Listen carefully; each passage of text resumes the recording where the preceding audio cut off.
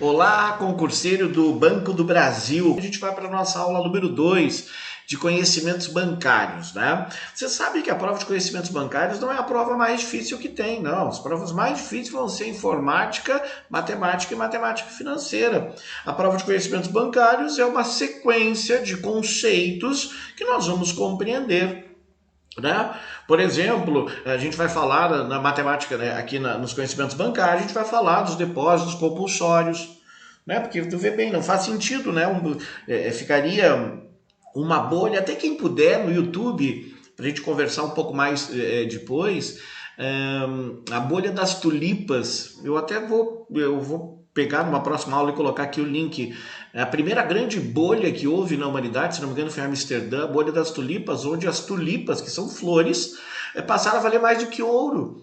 Né? Isso é o mercado financeiro agindo. Quando alguém descobre, olha, parece que a produção de laranja vai ser muito escassa em 2022. Aí o que o cara vai? Ele vai lá e compra a produção futura de laranja pelo preço de hoje, sabendo que lá no ano que vem essa laranja vai estar 20, 30%. Então, a informação ela é muito importante. Tu vê que os depósitos compulsórios que os bancos precisam fazer no Banco Central, é mais ou menos assim, ó.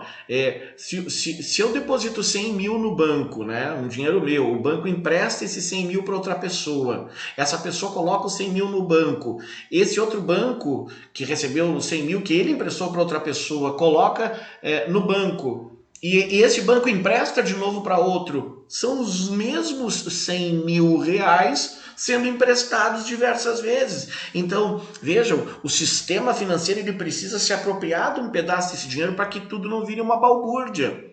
Tu vê que legal isso, né? Como aconteceu nos Estados Unidos. Nos Estados Unidos aconteceu uma bolha hipotecária gigantesca, onde as pessoas, um único imóvel, olha só, eu tinha minha casa, aí eu ia e hipotecava no banco A. Hipotecar é pegar um dinheiro e deixar a casa como garantia.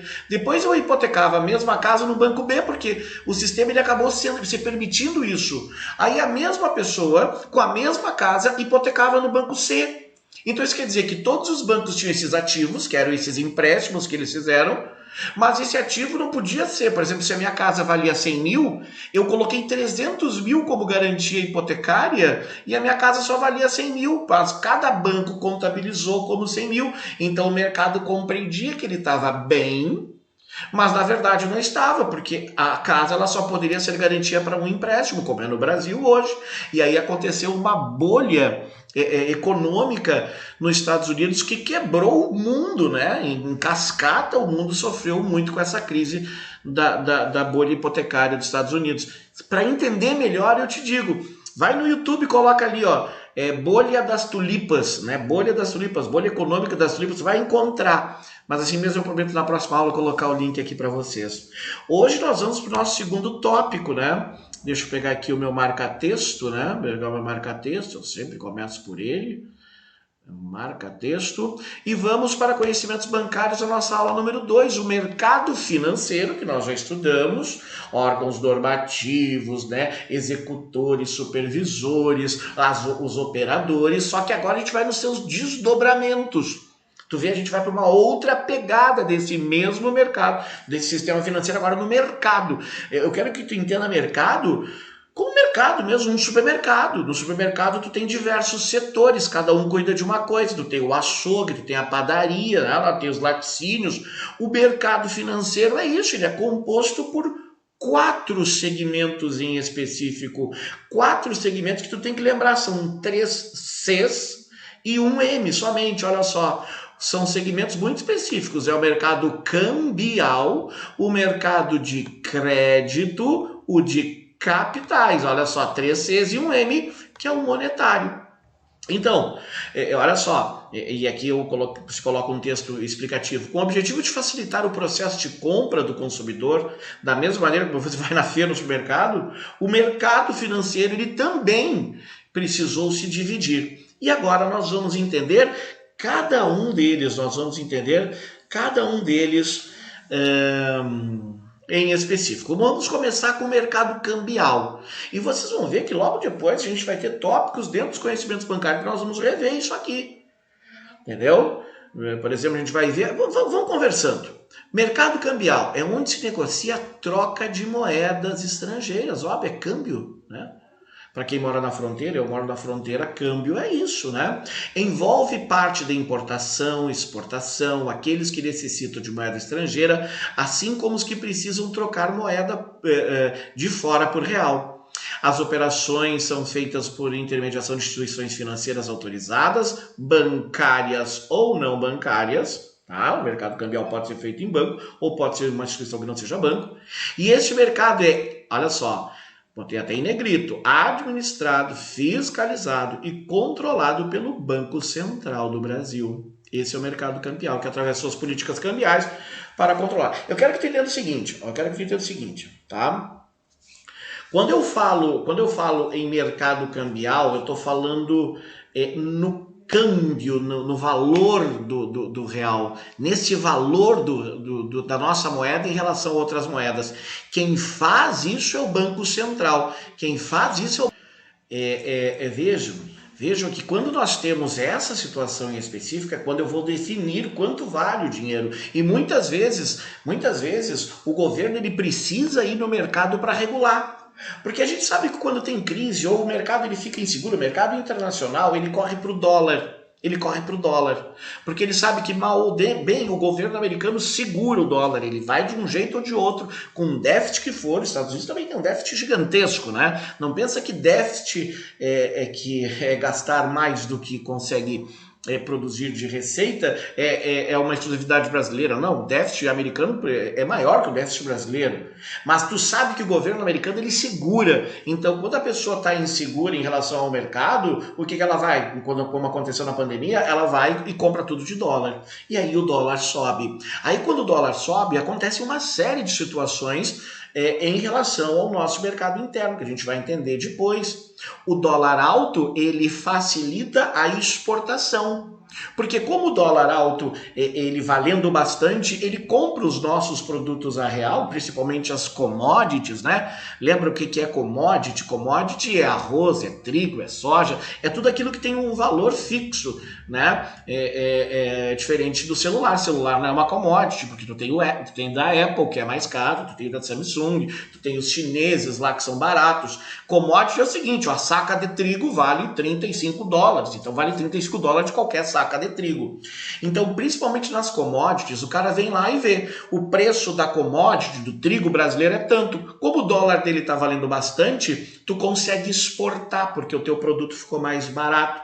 Em consequência disso, tu não consegue comprar, porque como o teu dinheiro vale pouco, né, o teu poder de compra fica menorizado. E quem precisa de insumos também, por exemplo, para produzir alguma série para algum setor da economia ou da indústria, que tu tenha que comprar muitos insumos, muitas coisas de fora, tu vai comprar em dólar e isso aumenta o preço final do teu mercado aqui dentro do Brasil. Então, o que faz o governo quando tem muito... As pessoas correm para o dólar, é lei da oferta e da procura. Quando todo mundo corre para o dólar falta no mercado, ele fica em falta. E se o dólar fica em falta, as pessoas não encontram dólar, ele se valoriza. É a bolha das tulipas que eu quero que tu veja.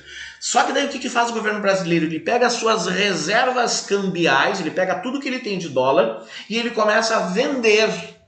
E aí as pessoas dizem, opa, ainda tem dólar para ser vendido. Então quer dizer que ele não está tão escasso assim. Daí o governo vai lá e queima 20 bilhões de dólares. Ele vende 20 bilhões de dólares no mercado para dizer, olha, não precisa correr atrás do dólar, porque tem bastante dólar para ser vendido. Então ele dá uma equalizada.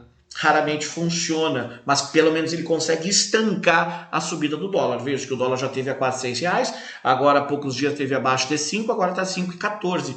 O mercado é que ele vai se regulando e cada vez é mais rápido, né? Antes as crises demoravam muito tempo para chegar no Brasil. Hoje a crise aconteceu durante o dia no Japão e a gente já está sentindo o reflexo quando for dia aqui 12 horas depois, tá bem? Mercado cambial é realmente a taxa de câmbio, ela influencia diretamente na importação e na exportação, né? Isso a gente vai trabalhar ainda mais tarde depois. Quanto mais alto tiver o dólar, isso quer dizer, quanto mais ele valer, mais tu exporta e menos tu importa, porque fica mais caro. E quando o real fica muito forte, isso quer dizer, o dólar fica bem baixinho, o que acontece? Tu importa muito, porque o real começa a valer mais, e tu exporta menos. Vamos adiante. Vamos adiante. Só um pouquinho que eu acho que faltou um mercadinho aqui. Eu trabalhei mercado cambial, só deixa eu, um instante eu arrumo para vocês. Arrumadinho. Então agora eu vou para o mercado monetário. Bom, cambial é do câmbio, né? Agora olha só o monetário. É onde ocorrem as transações de curto e curtíssimo prazo, essa é uma expressão importante, envolvendo principalmente as instituições financeiras. Concentram as operações de controle, oferta de moeda e taxas de juros, com o objetivo de garantir liquidez, olha só, na economia. Antes de eu explicar, deixa eu te explicar o que é liquidez, tá bem? Vamos imaginar que tu tem a tua conta, a tua vida, tá? A tua vida. Se eu chegar hoje para te perguntar como é que está a tua liquidez. Liquidez é o que tu tem de dinheiro. Eu tenho um carro que vale 20 mil reais. Não é liquidez, porque tu tem que vender esse carro. Eu tenho uma casa que vale 180 mil reais. Não é liquidez. Liquidez é o seguinte, eu tenho 7 mil reais no banco, eu tenho 6 mil reais numa poupança, eu tenho outros 2 mil reais guardado em dólar em casa. E, bom, é isso. A tua liquidez é isso, é o que tu tem de dinheiro imediato, a curtíssimo prazo. Isso é liquidez. Então, vejam bem, é o Banco Central. O Banco Central ele vai se preocupar com a liquidez que tem esse mercado. A gente sabe que, e nós vamos estudar isso, tem um tópico justamente sobre isso, sobre política um pouco mais conservadora e uma política expansionista. Por exemplo, quando eu quero retrair o mercado, eu aumento a taxa de juro, né? Porque quando eu aumento a taxa de juro, se retrai, por exemplo, as pessoas pegam menos dinheiro, porque o dinheiro fica muito caro, e tu retira dinheiro desse mercado, consequentemente tu consegue controlar a inflação, mas em consequência gera recessão, gera desemprego, porque tu tem menos dinheiro circulando. Agora, quando tu baixa a taxa de juros, olha só, baixei a taxa de juros, todo mundo se bota no mercado, eu vou pegar dinheiro, eu vou fazer casa, eu vou ampliar minha indústria, eu vou abrir um negócio, porque o dinheiro está muito barato. Tem muita liquidez, né? Mas em contrapartida, isso faz com que aumente a inflação. Então, o mercado monetário ele faz essa regulação constantemente. Então, olha só, na oferta de moeda e na taxa de juros, com o objetivo de garantir liquidez na economia. O Banco Central atua nesse mercado praticando a conhecida política monetária, principalmente com 3 instrumentos. O depósito compulsório, só para ter uma ideia, é tudo aquilo que os bancos têm que depositar ao final do dia, né? Então ele pode aumentar para que os bancos tenham menos dinheiro para emprestar e para fazer a sua movimentação. Redesconto, que é quando o Banco Central empresta dinheiro para outros bancos, isso é o redesconto, tá? E o open market, que é o mercado aberto, que é quando instituições emprestam para instituições. Nós vamos estudar isso um pouco mais para frente. Compreender então o que é o mercado monetário. Então, o mercado cambial se preocupa com a taxa de câmbio, quanto é que vale o real, quanto é que vale o dólar, quanto é que vale o ien, quanto é que vale o euro, quanto é que vale a libra esterlina, tá certo? O mercado monetário não, é a minha taxa de juros, é aqui para dentro, é a minha liquidez, eu vou ofertar, eu vou abrir o mercado. Então, já teve momentos aqui no Brasil em que se tirou os impostos dos eletrodomésticos da linha branca, se tirou os impostos dos carros populares, quer dizer, tu inverte, tu faz com que o dinheiro vá mais para o mercado, então tu tem mais liquidez, tu baixa as taxas de juros. O que aconteceu agora? O Copom começou a aumentar, o Copom, né, que é quem determina a taxa de juros, está aumentando sistematicamente a taxa de juros. Consequentemente, qualquer empréstimo que tu for fazer hoje está muito mais caro que há 6 meses atrás. Então o que tu faz? Tu não pega empréstimo. E se tu não pega empréstimo, o dinheiro não vem para o mercado, não tem liquidez. tá certo? Depois tu vai me perguntando, mas eu acho que são expressões que eu estou colocando com alguma clareza para vocês. Mercado de crédito. Esse é esse direto que nós temos. É o cartão de crédito, olha só, ocorre através das instituições financeiras e não financeiras, eu botei em negrito, visando atender às necessidades de indivíduos e empresas que precisam de recursos para consumo, capital de giro, teu cartão de crédito, tudo isso. Há transações de curto e médio prazo, ou seja, onde há operações de empréstimo e financiamentos, também conhecido no mercado bancário. O Banco Central do Brasil é o principal órgão responsável por controlar, óbvio, né, turma? O Banco Central, ele é supervisor e executor, então sempre vai ser o Banco Central, tá bem? O mercado de crédito, então, é esse nosso mais do dia a dia, esse nosso mais que está nos cercando. E o mercado de capitais. Esse pode vir a cair, mas provavelmente seja o que menos caia, porque ele tenha menos a ver com a prova de vocês, ó, visando médio e longo prazo para empresas onde ocorrem operações de compra e venda de títulos de valores mobiliários entre empresas, tá?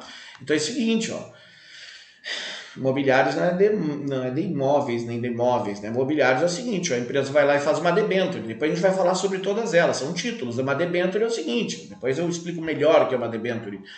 Eu vou botar um título no mercado, eu digo o seguinte, eu preciso de dinheiro, então eu coloco um título, esse meu título custa 100 mil reais, e eu me comprometo daqui a 4 anos eu resgatar esse título por 125 mil reais, tá? Eu vou lá, compro esse título, tá? Eu compro esse título, é o mercado de capital, eu compro esse título, e aí, bom, enfim, daqui a algum tempo tu vais resgatar, tá certo? Então, ó, os principais títulos emitidos são as ações, quando tu abre o capital, isso quer dizer, tu abre o capital primário, depois secundário, tu bota na bolsa de valores, ou os empréstimos, que são as debentures, os bônus de subscrição, ou os commercial papers, tá? Que eu vou explicar cada um mais para frente, tá bem? Mas a aula de hoje é só sobre os desdobramentos. Quais são os 4 segmentos do nosso mercado financeiro? Questão número 1. Vou dar um tempinho para vocês fazerem as 3, vocês dão um pause e depois eu corrijo. Valendo. Vamos lá? Como é que tu foi? Questão número 1. Cara, se tu sabe isso, a questão fica fácil. Mas se tu não leu, eu quero que tu imagine tu vendo essa questão antes de tu teres estudado. Principalmente para ti que nunca estudou para concurso bancário. Olha só. De acordo com as características próprias, podemos dividir o mercado financeiro, tu já sabe que é CCCM, em exceto. Então, cambial, sim. Crédito, sim. CC. Capitais, sim. Monetário, sim. De operações, não. Letra B. Mas eu quero que tu compreenda que para a pessoa que não estudou isso aqui, eu comprei uma apostila, e daí leu toda aquela apostila, não vai memorizar isso. Então tu tem que lembrar o seguinte, ó, tu tem o Sistema Financeiro Nacional que nós estudamos na primeira aula. E agora nós temos o mercado financeiro, que é parte, tudo é sistema financeiro, mas o mercado financeiro, ele tem esse desdobramento. Ele tem esse desdobramento em CCCM. Tu lembra disso? CCCM, cambial, crédito, capitais e monetário, cada um com as suas especificidades. E então vamos lá para a questão de número 2, né? Na continuidade, temos agora a questão número 1, vamos para a questão número 2. Sesgran-Hill. No mercado financeiro, a intermediação financeira desenvolve de forma segmentada, com base nas 4 subdivisões: mercado cambial, monetário, cambial, de crédito e capitais. O mercado de crédito visa fundamentalmente fiscalizar operações? Não. Controlar a liquidez? Não, é crédito. Realizar as operações de compra e venda de moedas? Não, isso é cambial. Suprir as necessidades de investimento dos agentes econômicos a médio e longo prazo? Não, isso não é crédito, crédito é na hora. Suprir as necessidades de caixa de curto e médio prazo dos agentes econômicos? Sim, resposta certa. Deixa eu até pegar aqui uma outra cor. Resposta certa, letra E. Resposta certa, letra E. Questão 3, Sesgran-Hill também. O órgão brasileiro responsável pelo controle e oferta monetária do país, ou seja, pelo montante total de dinheiro disponível à população, é o Ministério da Fazenda? Conselho de Valores Mobiliários, Banco Central do Brasil, sem dúvida nenhuma, né? O responsável pelo total de dinheiro é o Banco Central do Brasil. Lembra?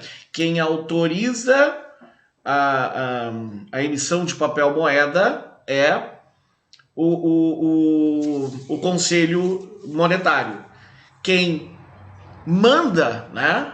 Quem manda imprimir é o Banco Central e quem imprime é a Casa da Moeda, só para você ter uma ideia. Então, quem é responsável é o Banco Central. Ok? Valeu pela aula de hoje. Vamos continuar. Grande abraço. Tchau, tchau.